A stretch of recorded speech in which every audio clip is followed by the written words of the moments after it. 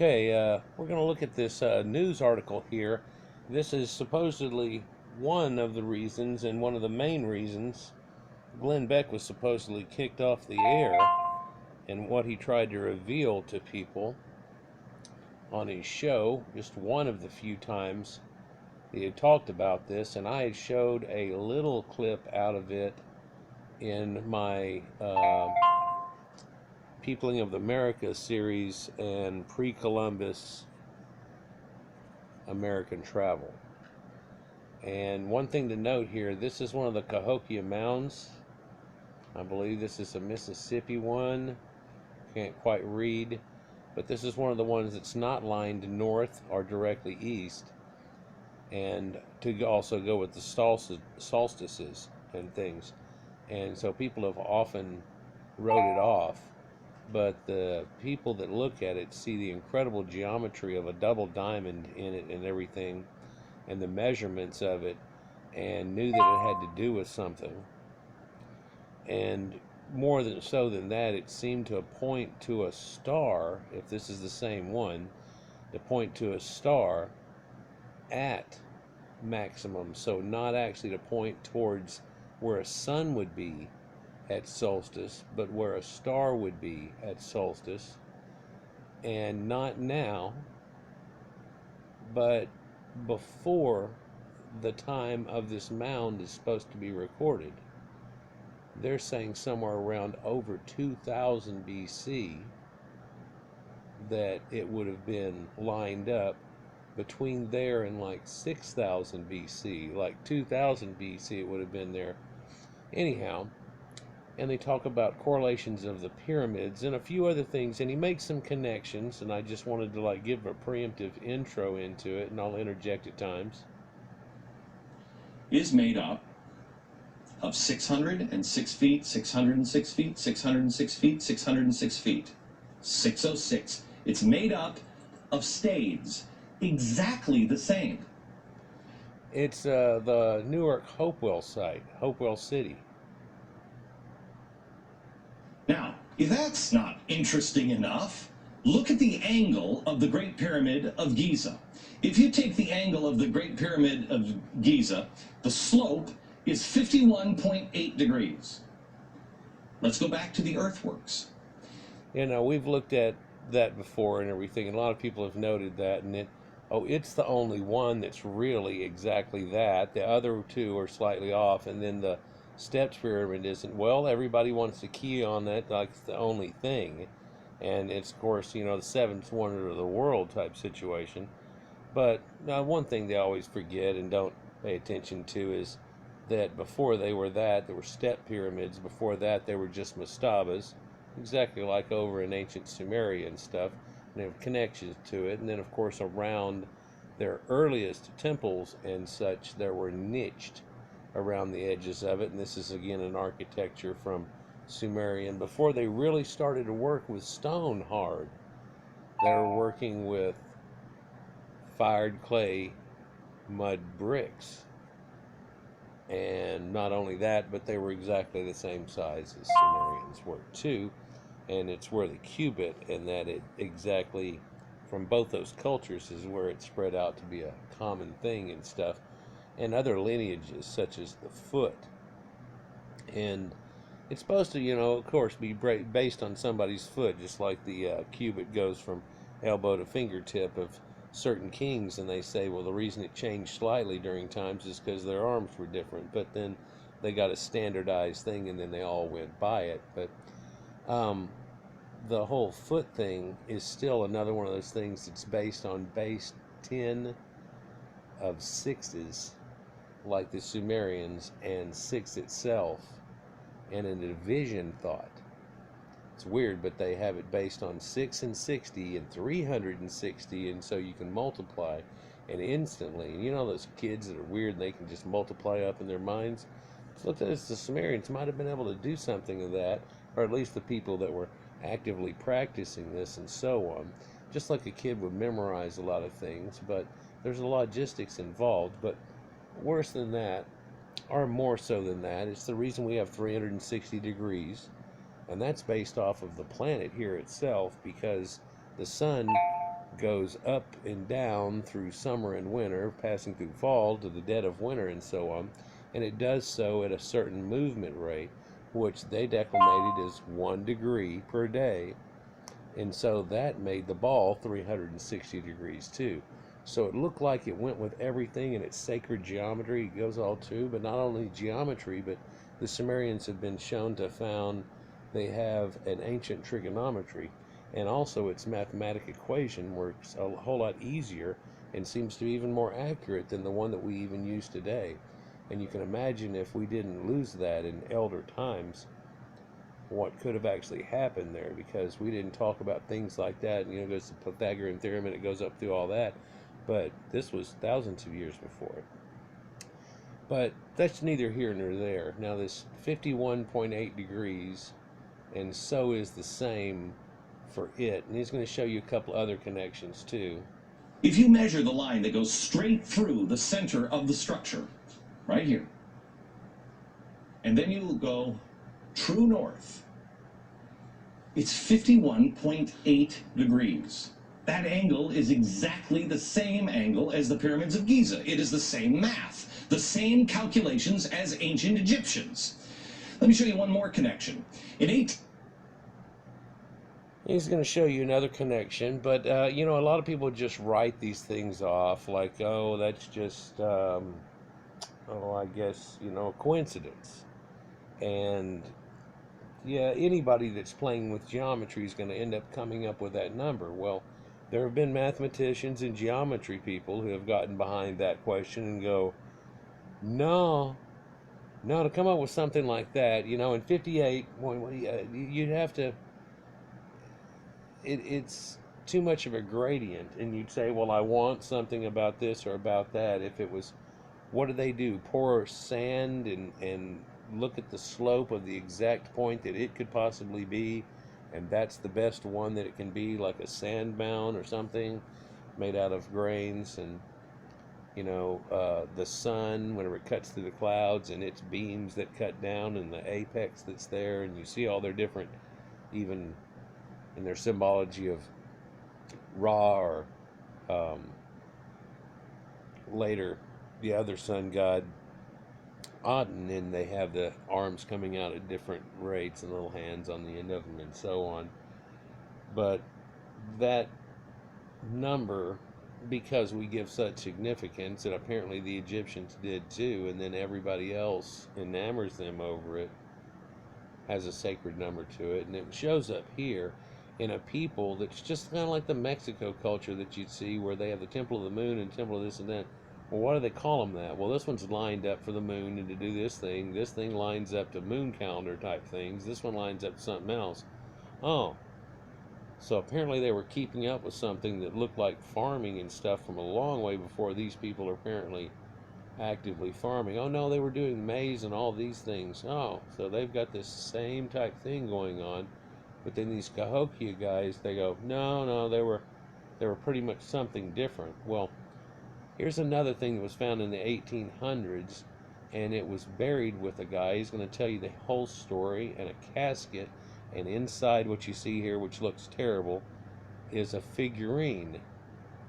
And it has a little starish shape above the head, and that other halo look that you see sometimes, and it looks very early Middle Eastern, but let's let him tell you. 1860, David Wyrick. He's a guy who surveyed the Newark earthworks. He was digging into a mound near those earthworks, and he found a wooden coffin made of oak. They opened up the coffin and found a skeleton of a man holding a little box. It was about 8.10 inches in size. The box had been cemented shut here. This, by the way, is sitting in Ohio. Well, he opened up the box and he found a little man inside, a little black stone. They took it to scholars and they looked at it. The man seems to be carrying something, and there's writing here. At first, they couldn't recognize. Well, you see this head too, and he's facing this way, and he seems to have a little haircut type thing, and then you see this spur that's behind him and so on. But one other odd thing, geologists took a look at this, and supposedly this rock's not from North America. But they just dismissed that guy and made him to where he isn't working anymore. Let's continue. Writing is, they thought in 1860, some sort of Hebrew. Well, finally, about 20 years later, they found some rabbis living in the area, and the rabbis looked at that, and they could read it. They said it was an old kind of block Hebrew, and it was a rendition of the Ten Commandments. Now, that's not exactly true. And that thing that he shows you, he's going to show you again in a second. So that wasn't even the writing that was around it and so on. But he just shows you that now. I think the guy actually just went forward on the slides before he was supposed to. And there's something he's supposed to be there now whenever he said this 10 Commandments, blah, blah, blah, that's not there. And maybe that's this picture. Regardless of that, he fails to mention, and only mentions one time, that what he's really looking at is Paleo-Phoenician, and the first writing that comes from them, that later Phoenician is made out of, and Hebrew comes out of that, and this early block form that they talk about, and ancient Attic Greek comes out of it, and so on too, but just written backwards, and all these things that a lot of people have figured out a long time ago. But back here in 1860, especially the people looking at it, weren't linguistics of that type of thing, but they had probably seen some and maybe had some books that had a few things in it, and they said, well, this is ancient Hebrew or something, this is weird stuff. Got a hold of a rabbi, check it out, and the rabbi claims that it's something too. Let's go on. He does mention Phoenician. Now, this is another piece. Block Hebrew. They said they'd never seen anything like it. Mainstream archaeologists at the time called this a hoax. But then in 1900, or just about after 1900, in Israel, they found the same block-style Hebrew writing. Mainstream archaeologists still dismiss the findings. They found it in Israel, and they found it in Ohio. And this is Paleo-Phoenician writing. By the way, he keeps trying to throw Hebrew at it, but this is Canaanite or Phoenician writing. And later, the starting of Hebrew comes out of it, but later gets styled out of it very quickly. Greek holds on to it for a while. Phoenician disappears. Let's continue. But there was another stone that they found that they couldn't argue. This is the Bat Creek stone. It was found during the course of an official Smithsonian evacuation. The Smithsonian didn't understand the meaning of the writing on the stone. They thought it was Cherokee, since it came from Cherokee country. They didn't realize. Well, they didn't realize what it was, and it's because for some reason, and it doesn't show here, but supposedly in the description I got, it looked like it's meant to be handled the other way around and upside down. And other than that, worse, because of the E and the way that it looks there, that it looks here, they flipped it over in the picture that they sent to everybody and put it in the paperwork, and nobody really tried to look at it upside down until much later. Let's continue. That it's actually Hebrew. They had published this originally upside down. They threw it in a box at the bottom of the Smithsonian, put it in the basement.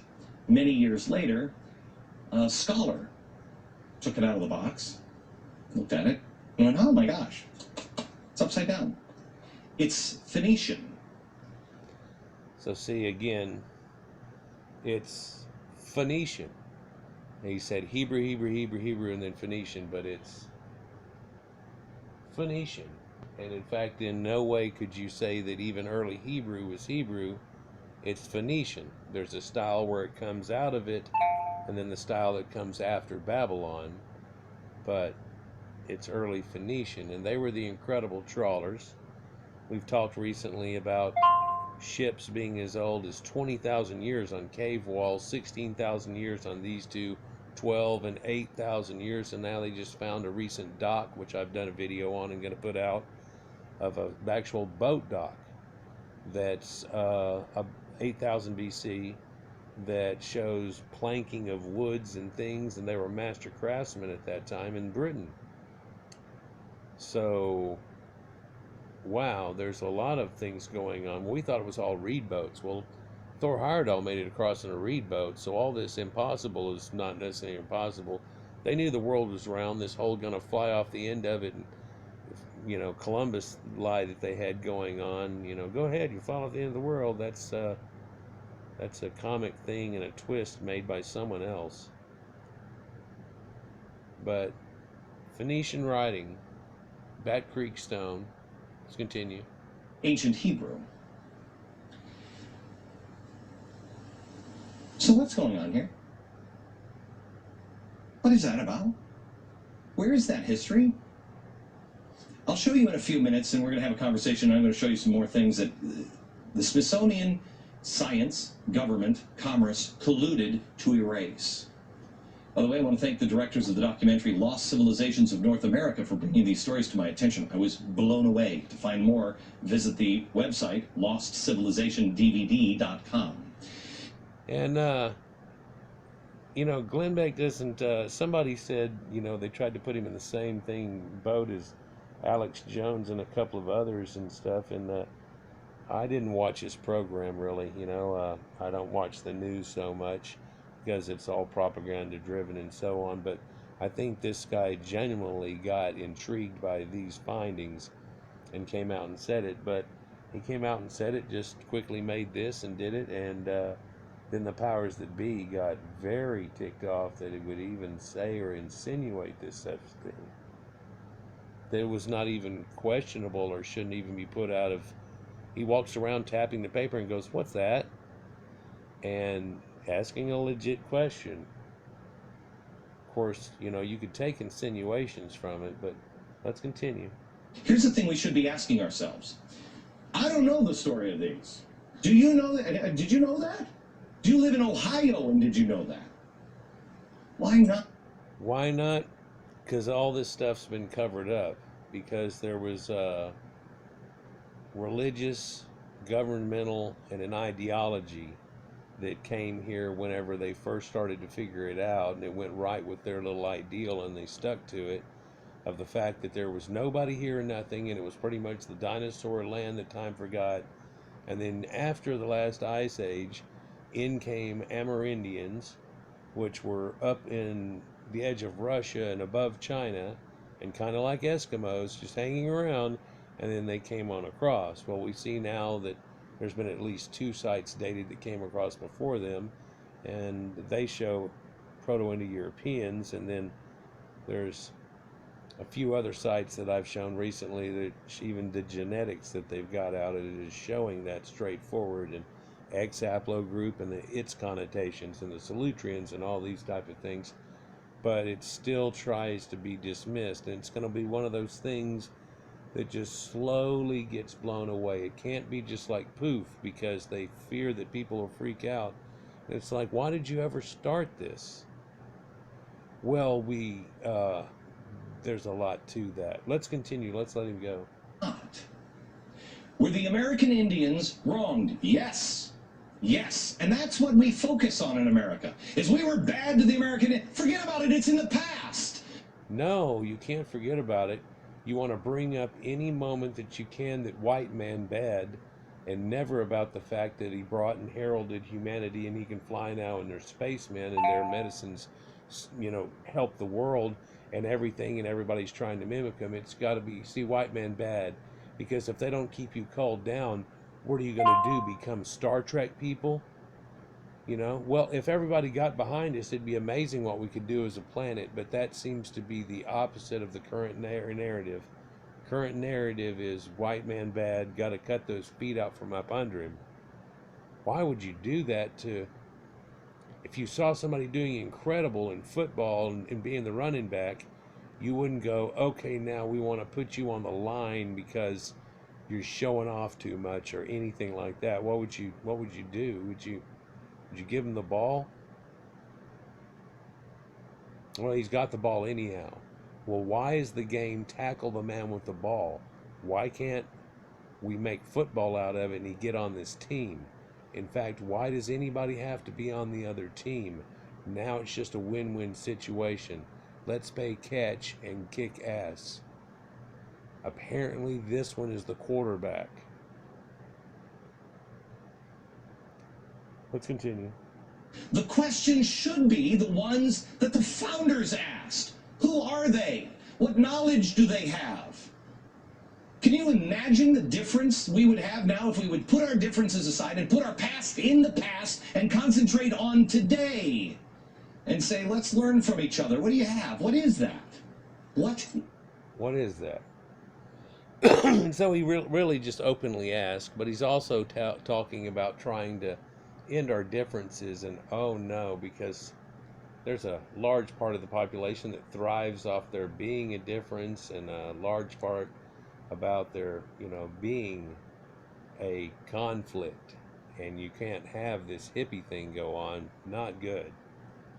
Not good. is that? When we come back, I'm going to be joined by Peter Lilbeck, who is, I've told you before, is one of my favorite authors. He's going to talk to me a little bit about the founders here. And I'm also going to show you some documents that show how that history has been erased. Next. Oops. This is the Smithsonian Annual Report, 1882, 1883. This is John Wesley Howell. This is an original copy. John Wesley Howell in 1789. Again, this is Powell. This is the director of the Bureau of Ethnology at the Smithsonian Institute. He said this: artifacts found prior to Christopher Columbus's arrival would be considered illegitimate by the Smithsonian. Only the savage Indian culture would be observed, and this created the artificial barrier to science. Only. Now, this was used as a guidebook for archaeologists, and no matter what people found, if it didn't fit under that, what they quickly turned into Clovis first, and that's it. If anything came outside of that, it's been written over. It's one of the things that people are saying and everything. The amazing thing, though, at the same time, that people aren't realizing, and they think it's all some Smithsonian conspiracy, is that the finding of it being Paleo-Phoenician was by a man working there. And a lot of reports, it's whether or not it gets promoted out, and then whether people keep taking that idea and trying to do more with it. And that doesn't seem to be happening in many of these cases, and written off and tried to scoff at and make go away, like the giant skeletons that people have talked about and other things. Let's continue. The savage. Science was colluding with government because of commerce, and religion was involved. Now, why do I tell you all this stuff? Not because I'm an Indian expert or anything else. You got to do your own homework. I just found out about this stuff. I'm amazed by it. I don't know what the answer is on this. The reason why I bring it up is the stock is not bad. The soup went bad, but the stock is not. Peter Lilbeck. Well, he's saying that in that short little funny way of saying it, that there's a lot of archaeology out there, but somebody screwed up the whole soup and said, no, that's not it, and changed it. And then before anybody else gets to try it, preemptively tells you what you're going to taste and what it's made of. And you'll taste it, and if you taste it, you can find a different flavor in there and you recognize it, but you were told to dismiss that for no, it's just this soup, if you see what I'm saying. Look at this author here. Dr. Peter Lilbeck. How are you, sir? Good to see you. This is a book that needs to be owned by every American. Every single American should have this book in their home. It's called Sacred Fire. These are the words of George Washington, and it takes history absolutely apart. Not.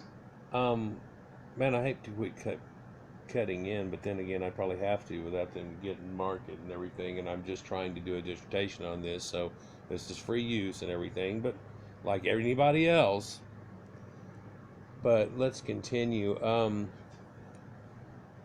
That book, I've had a couple of people whenever we were trying to discuss the beginnings of what led up to America, and this is a few years ago, and somebody brought up some quotes out of this book of some founding founding people, and then what George Washington had actually said versus what we're told that he said, and he even went into the idea that they made up later about the cherry tree and everything, and just all kinds of stuff. It's a thick ass book though, but I haven't read it. This intrigues me to want to read it, but wow, and it looks like it's quite extensive. But just a moment out of it, and he's going to ask him certain questions, not about the overall and not really about George Washington so much. Let's look. Not on somebody's opinion, but on their own words, on his words. Peter, I want to go to you and talk to you a little bit about, again, the stock. George Washington had a good relationship. Our founders had a good relationship with the Native Americans, right?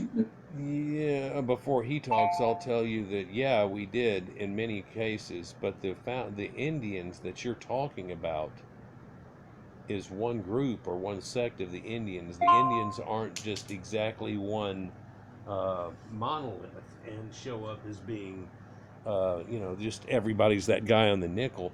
And in fact, a lot of these people that we even considered cool to us both warred with each other in some way, but there were other tribes that were much more primitive, even to the Indians, and they talked crap about them and had trouble with them, and we did too. And smallpox is looked over, but past the Appalachians, that crept way quickly before we even got there. And by the time that we got to the Appalachians, the Indians there were all but gone, and it went all the way through the West. And they've made exaggerated numbers on how many it could be and so on and everything. But regardless of that, it's, a bad thing happened, but we weren't necessarily trying to make that happen. But we did want a new land, but at the very first, America wasn't in any way going to be the whole thing that it is today. In fact, its shape is dictated because of Spain, and of course the bottom half of it used to be Louisiana and Spain over here.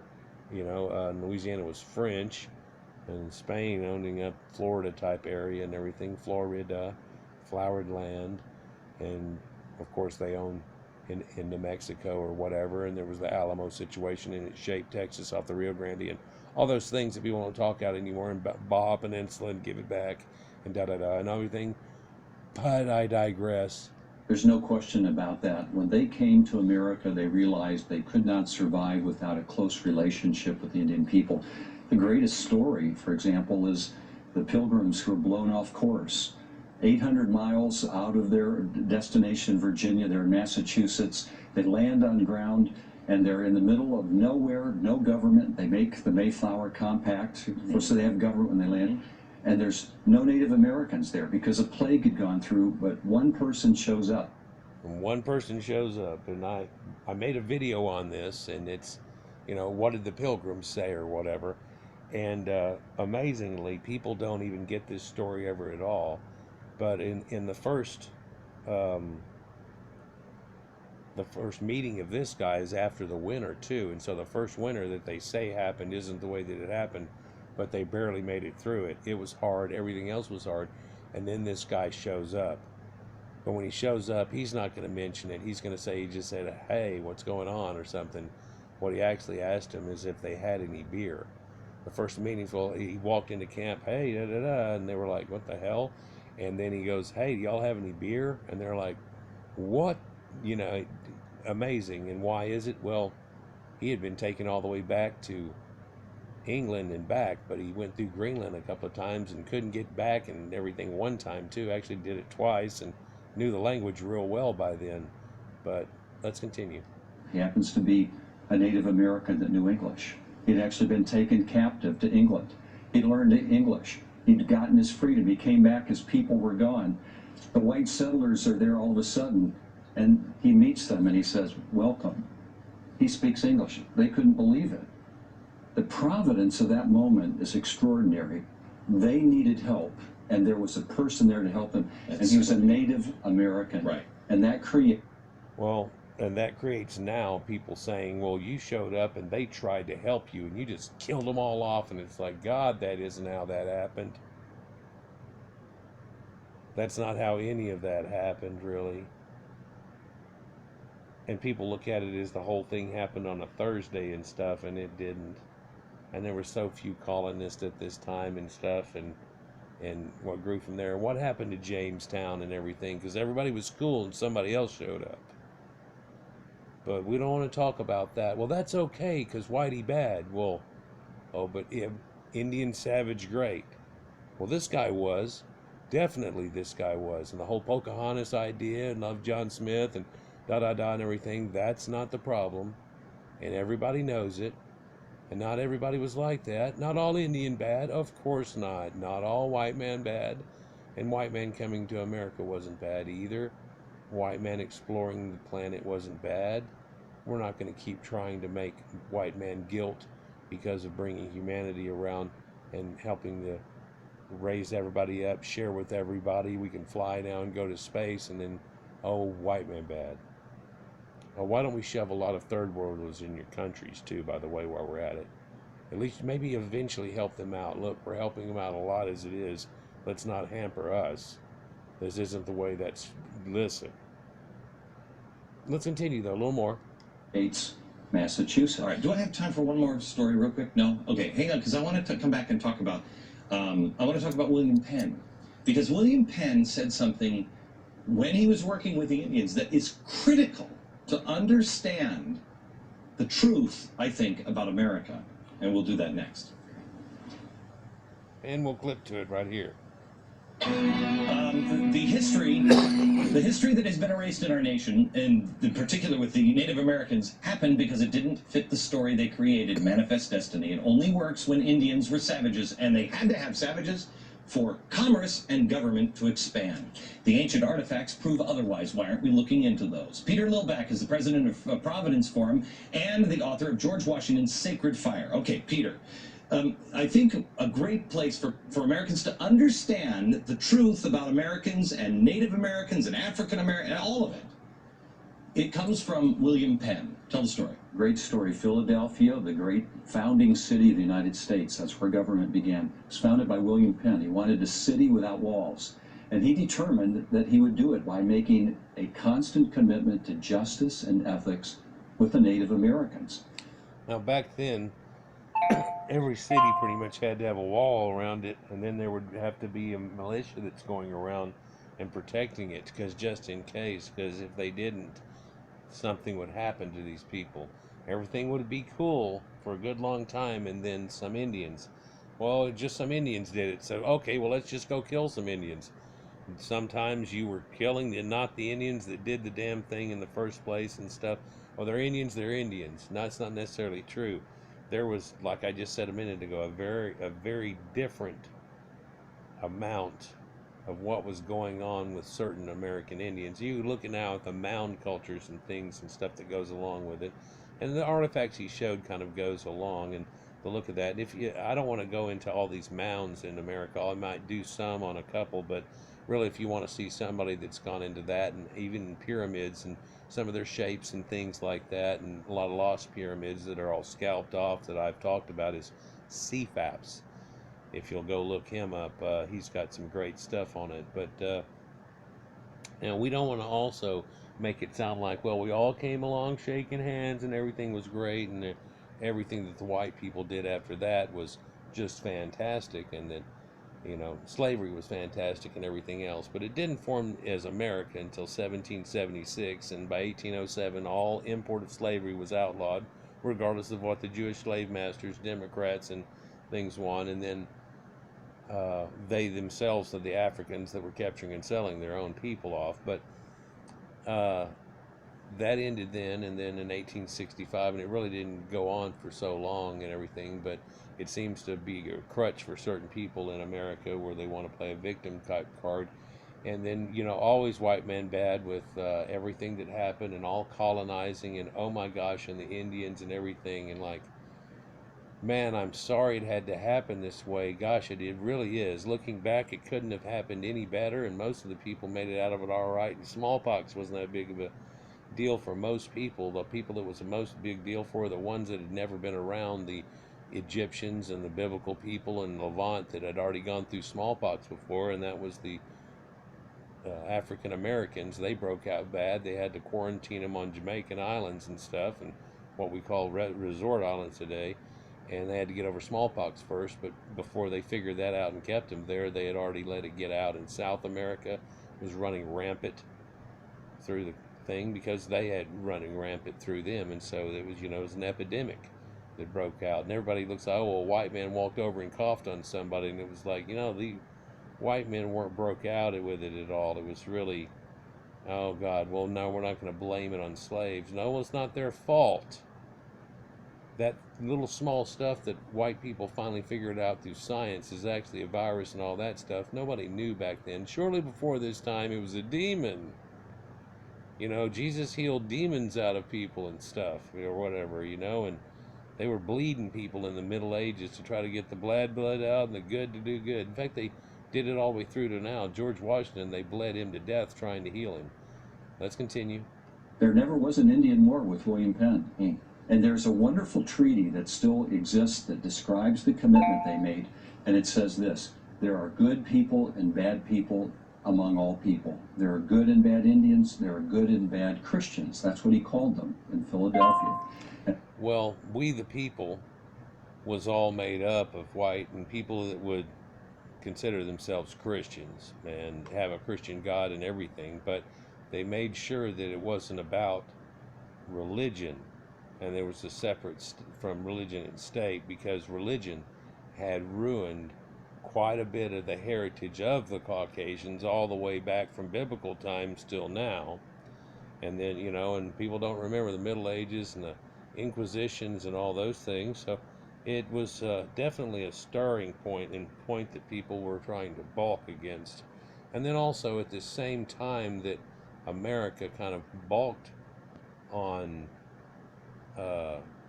England. England had apparently got in lieu with Jewish people that were trying to move in, which they had staved off for many, many generations and hundreds of years since the 1200s, and through a strange way they paid their way into England, and it started to ruin Christianity and stuff. And that was one of the things that people have never get told in school or in any way, and in fact don't really see it in deep academia, that was another incisive factor in choice making through the time. But was it the reason? Oh no, I'm not telling you it was the damn reason. I'm telling you they were aware of it.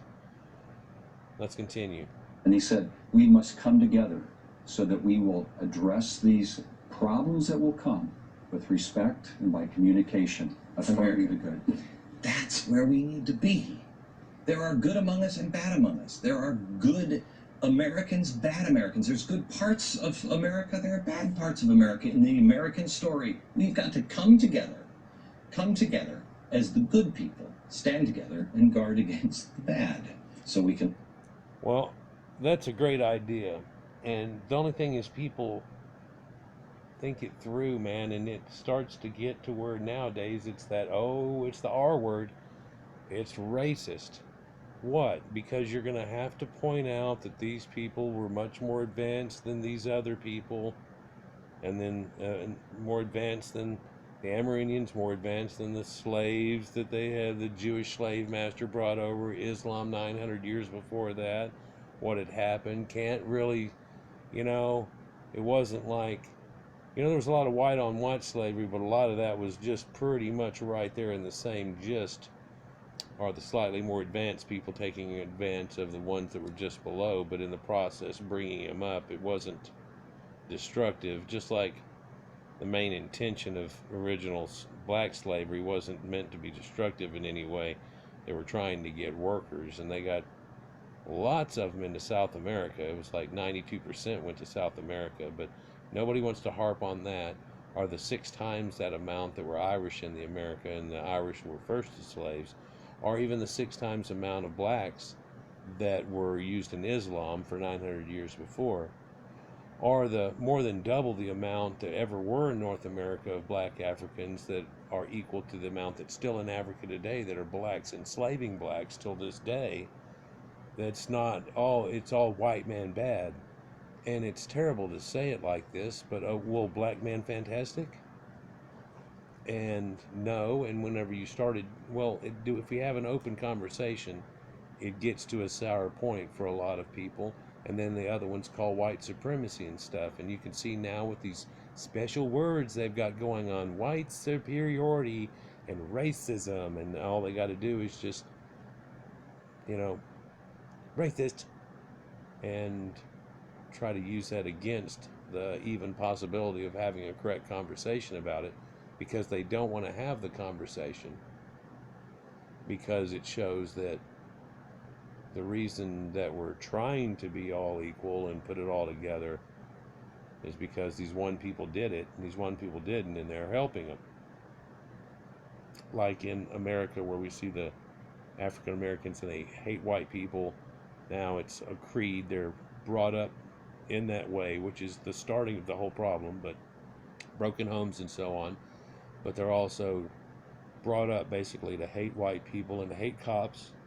They're brought up to believe that the Bible is somehow stolen from them of West African primitives, and they're told that they are actually the Hebrews or some part of the Bible through Hamite and a lie and something.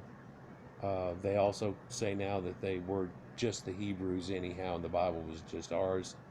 They also say they were the Egyptians and a lot of other things, and it causes a lot of racism by their own hands, and that again causes problems and stuff. But neither here nor there. What really is important about this piece of video section is again showing that outwardly shown, known, documented artifacts are figured out, showing that there's ancient writings that are correlating in North America, and whether it's Phoenicians or the Indians had some kind of dialect that used the same type of alphabet from connection to the Phoenicians.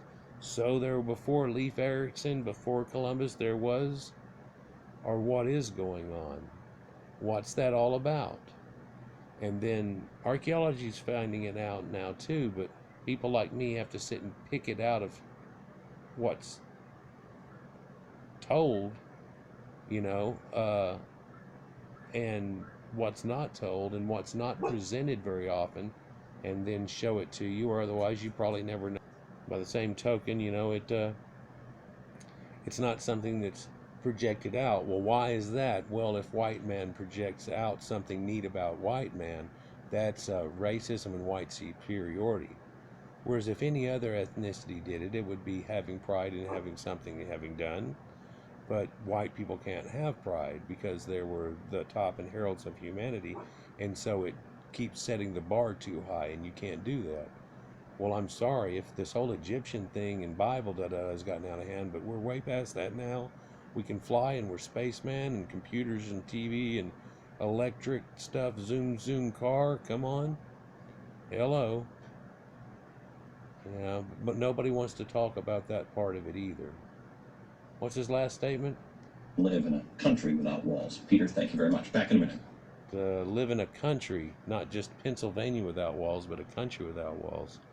Well, if he would have known that there was hundreds of thousands of illegal aliens, and not just Mexicans, but South Americans and people from other countries going into those countries and then coming straight up and just easily going across into America by the tune of hundreds of thousands per year, and the problem that we have right now with immigration attempts as we start to close off the wall and their last run towards the border and things, and even black people have been found, and people from all different places.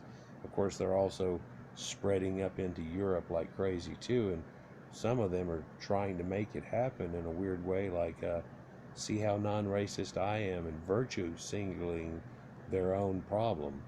And that's gotten way out of hand. Denmark, Sweden, land of the Vikings, for Christ's sake.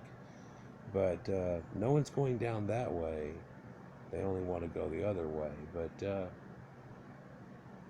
that's about it on this. But yeah, so a little truth about what America maybe is missing on the fact of knowing, but it's still pushing this ancient narrative that they had on to justify what had happened. Well, now that that's so far over, like you said at the very beginning of it, can we now start to have a dialect on what could have really happened? Because the old narrative has already had so many holes shot in it, and everybody's still saying that crap. But if you know all the information, there's holes shot in it. There's problems with the theory. Well, no, we made those disappear. No, you didn't. And we're